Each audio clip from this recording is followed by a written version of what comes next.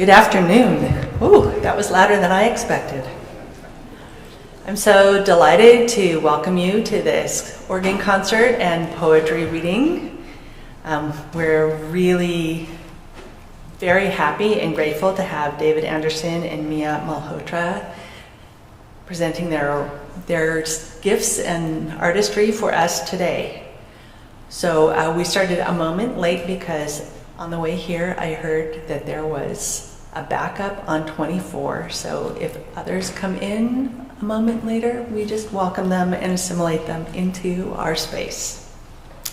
So here's a few biographical words about the people you will be hearing today. Our organist, David Anderson, is originally from Littleton, Mass. He is the service manager at Schoenstein and Company pipe organ builder in Benicia. So he's working with organs in all kinds of ways. In addition to maintaining Schoenstein's service portfolio around the Bay Area, he's also responsible for the firm's use of control systems and assists in drafting, assembly, and installation. After receiving his bachelor's degrees in church music and organ performance from St. Olave's College in Minnesota with Dr. Catherine Rodland, David was introduced to the other side of the facade of the American Organ Institute at the University of Oklahoma. So he's covered a lot of geography too. There he earned a master's degree in organ technology with Dr. Don Schwant. Along with his work at Schoenstein, David also maintains a church position at First Covenant Church in Oakland and frequently subs around the Bay Area. And outside of work, he's an avid handbell ringer. Where are bell ringers? Yes. And also autocrosses a second-generation Miata several weekends throughout the year. So we welcome him. Mia Ayumi, some instructions out there where you can talk to her, is a poet, editor, and the award-winning author of Mother Salt, which was published just this year by Alice James Books. And also Isako, which came out in 2018. The chapbook Notes from the Birth Year is 2022. Her work has been published widely in literary journals and poetry anthologies, including They Rise Like a Wave, an anthology of Asian American women poets, and The World I Leave You, Asian American poets on faith and spirit. Excerpts from her current project, The Organ Sonnets, which we will hear from today, have appeared or are forthcoming in the Kenyon Review, Posit, the Iowa Review, and the Beloit Journal. Mia is a 2025-2026 Distinguished Visiting Writer just down the road at St. Mary's College of California, and she's a founding member of the Ruby SF, a gathering space for female, trans-feminine, and non-binary artists. She is also a soprano in the choir of St. Paul's Burlingame, along with her two children, and a frequent collaborator with Dr. Susan Jane Matthews.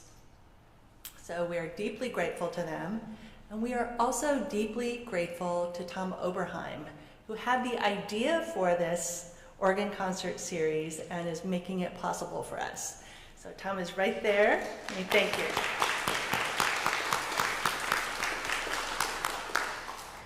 So now all that is left is for us to enjoy. So welcome.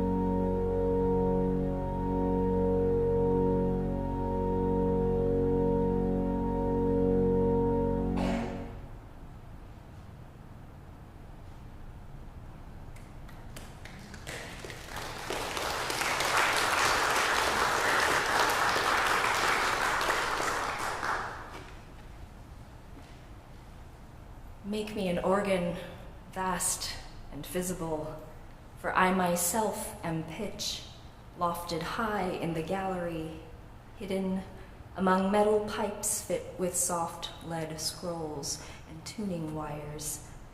Within the heart of every great instrument exists a finely crafted whole. At the center of being, all this dark speaking matter, O bone vessel of sound, many-tongued and multitudinous. In the secret place of what is coming undone, I am all tumult and tone, all trembling void and vehicle both, brimful of emptiness, thunderous silence, breaking open like a dark star. I'd like to welcome you to the Organ Sonnets in concert. It's a really special gift to be able to share this work with you today, and as it says in our program note, this concert is the fruit of a very unusual journey of discovering the ways that our respective fields, organ building, poetry, can illuminate one another. I'll be reading excerpts from an in-progress manuscript that explores my relationship to music, affect, the architecture of memory, and of course the pipe organ, which you'll hear plenty of today, featuring some of the finest composers of Western music, from Herbert Howells, whom you just heard, to César Franck, J.S. Bach. We're so grateful for your presence here, and we hope you enjoy the show. This next sonnet I'm going to read is composed from the collected writings of Saint Teresa of Avila, medieval saint and ecstatic mystic. Sonnet 2, The Soul Bursting Open. The soul bursting open like a dark star, as though it might leap the boundaries of being, said the saint in raptures. Spear plunged through the heart, I would be all tongues, she said. I'm come undone, words fail me, everything fails me. Oh, this holy madness, she said. Who am I to resist, as if I'd break to pieces? How I love a large wafer to fill the mouth. We're not angels, she said, but bodies, and bodies respond as they will. Oh, this sweet torment, she said. I'm sending you some quinces to make into preserves for dessert. Also, a pot of jam. For love of me, she said, eat it all.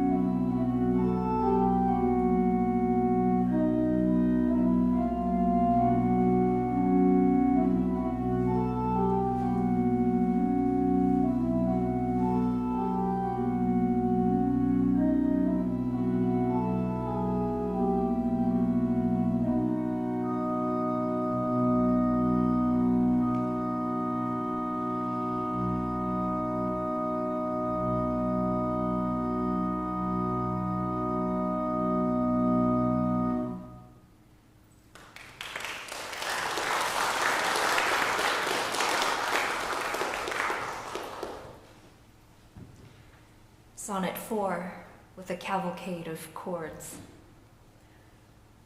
With a cavalcade of chords, what loosed in me that day your two hands buried me to release its splendor, world without end, the soul's crushed apse open to eternity. What to say in the face of all that glory? My life breaking open on the inside, all I'd forgotten and left for dead, now sound-filled and rising, a stone cathedral shuddering to life. I am not like you, alone in the loft, building this dizzy edifice of sound. I have only my body for a voice. Tell me, what of this will last? Oh, how we want to be taken and changed, mended by what we enter. That was the very first poem that I wrote in this sequence of organ-inspired works before I knew this project was a project and not just a passing curiosity.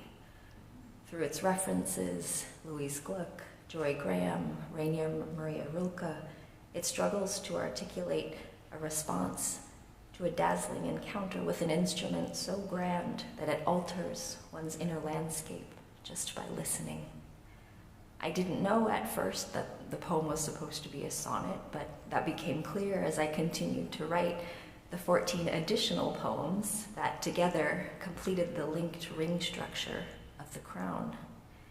This was an adventure in poetic form I never would have endeavored on my own, but when I found myself undertaking nonetheless, as I traveled the full circle of the extraordinary journey that led me into the world of the organ and back again.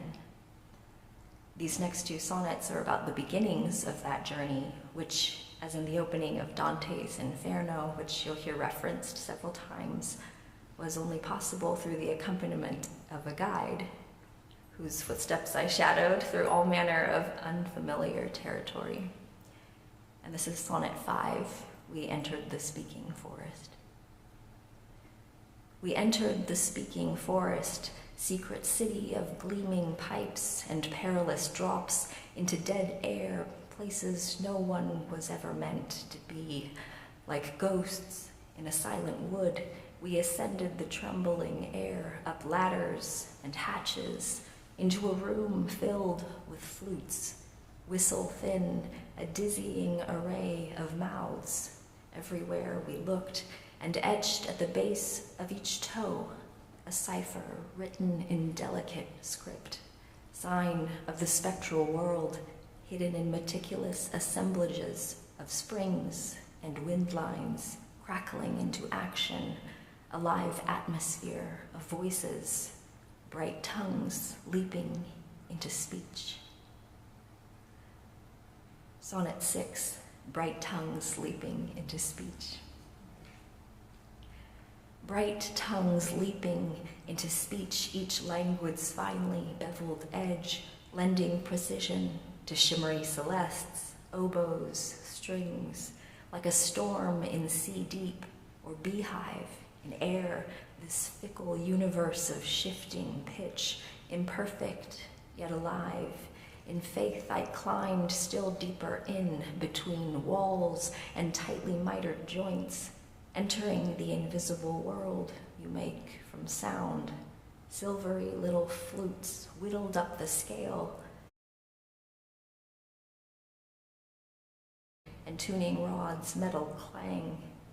Eerie intervals phase in and out. Is that your shadow I see in the swell, silhouette visible through shuttered pipes, like an egg held to the light, revealing the enclosed world's candled interior?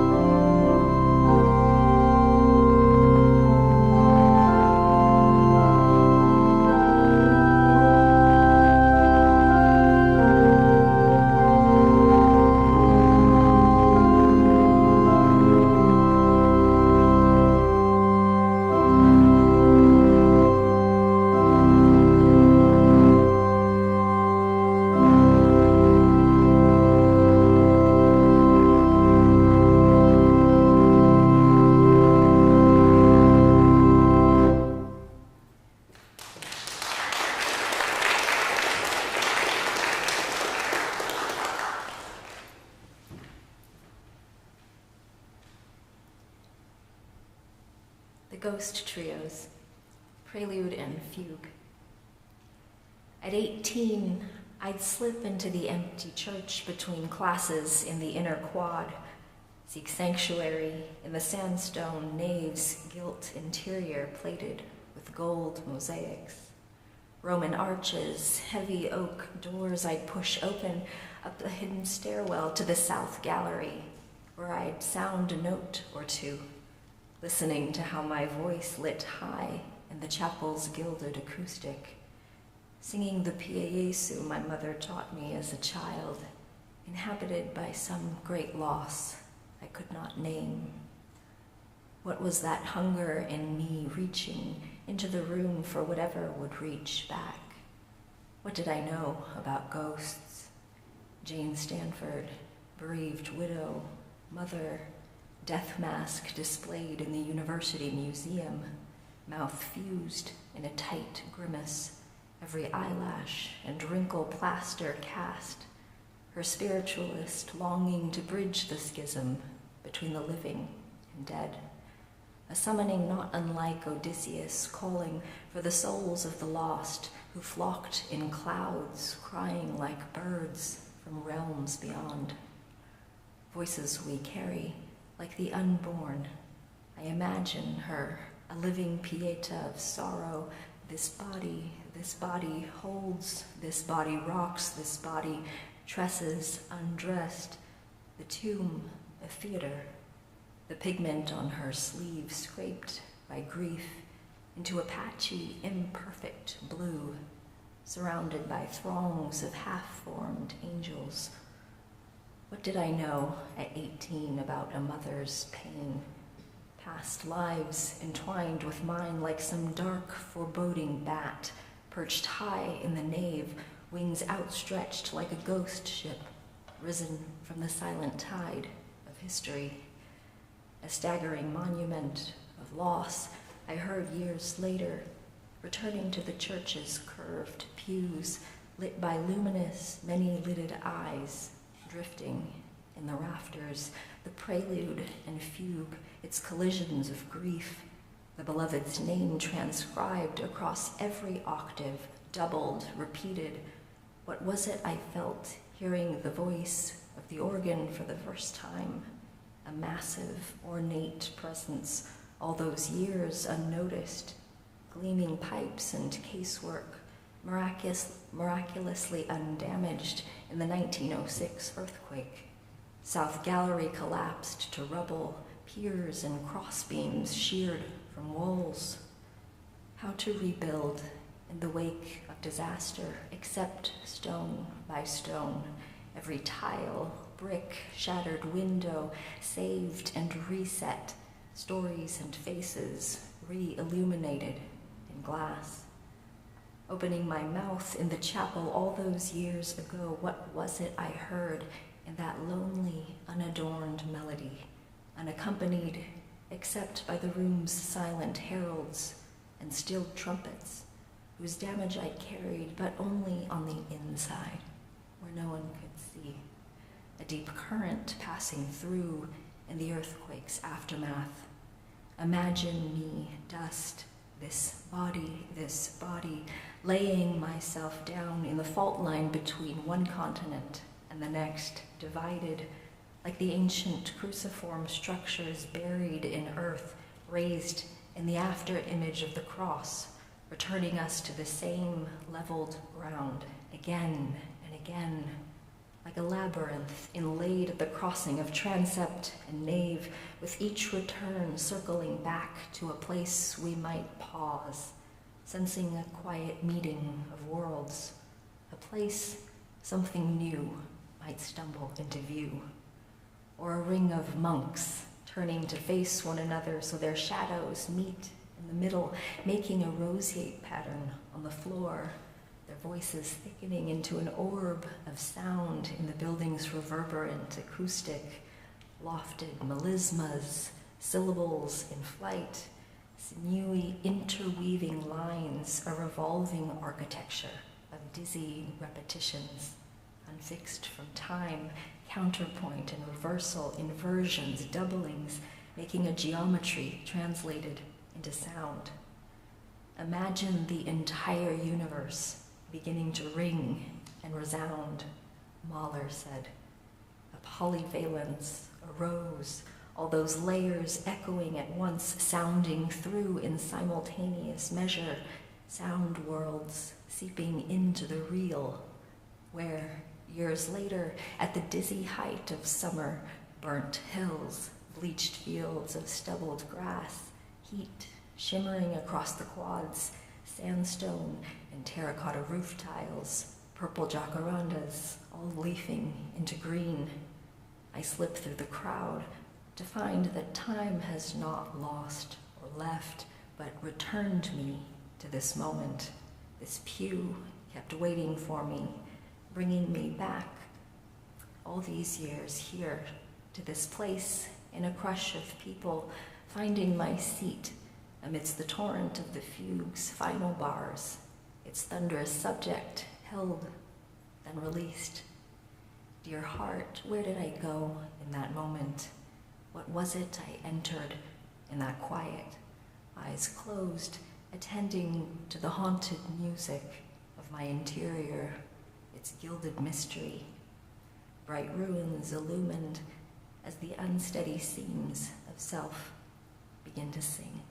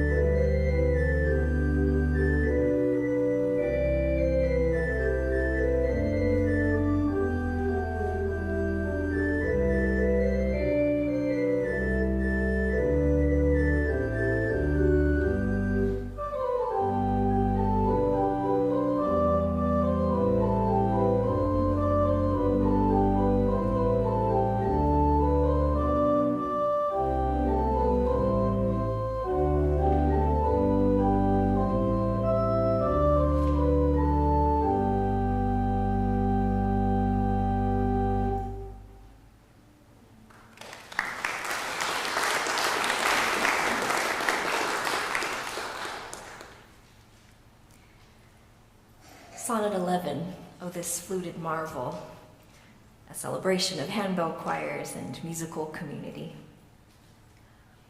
Oh this fluted marvel we make in air, our voices in trilling sequence, radiant sound in the round, our devotion to this singing field, shadowless selves ringing out clearly in the bright commons of my mind, chiming with yours in shared time, attending to each other's efforts, made as offering to this brilliant surround, flashing hands and gold-crowned domes gleaming in coordinated cadence, bell castings and polished rims flying freely, bronze bell song struck and released. Oh, what joy to hear the music of your sounded selves calling into the field, our speaking together beside.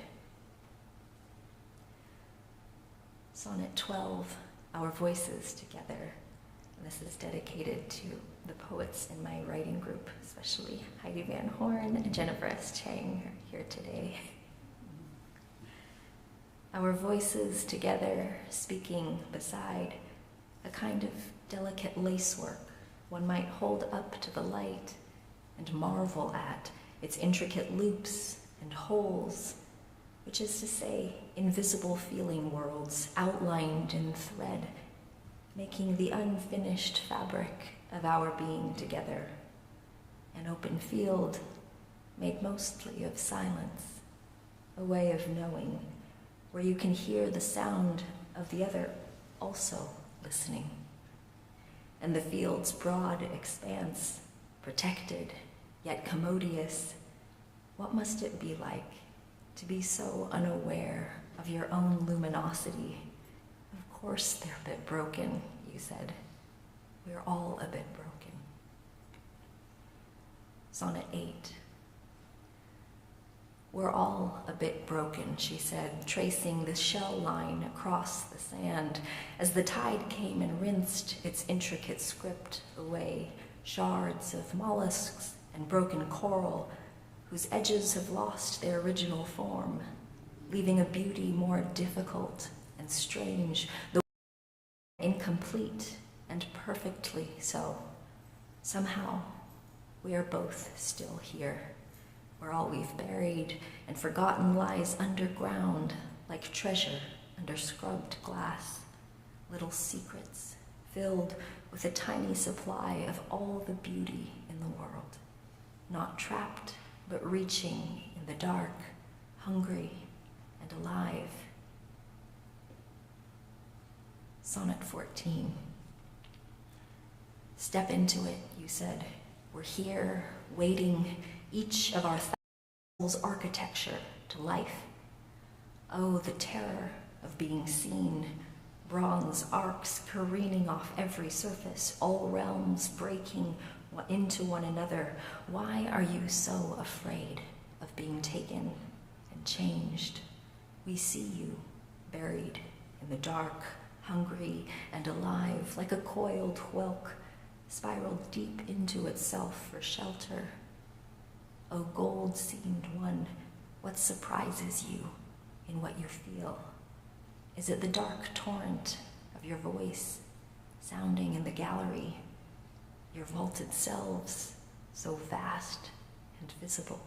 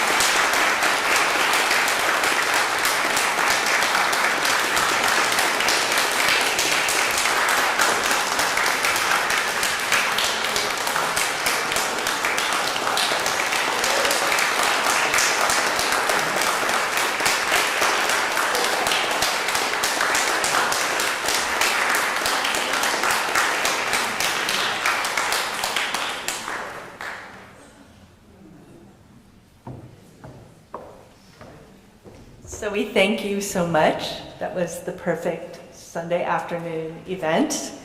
And so I welcome you to stay and converse if you wish. So many thanks to you for coming, and we hope to have another concert featuring Jonathan Dimmock, a very accomplished organist in the Bay Area, in mid-February. So if you would like to be on our list for reminders, there's a sign-up sheet out there. Not to be missed. Not to be missed, just as this was not to be missed. So many thanks, and hope to see you soon again. And happy Thanksgiving.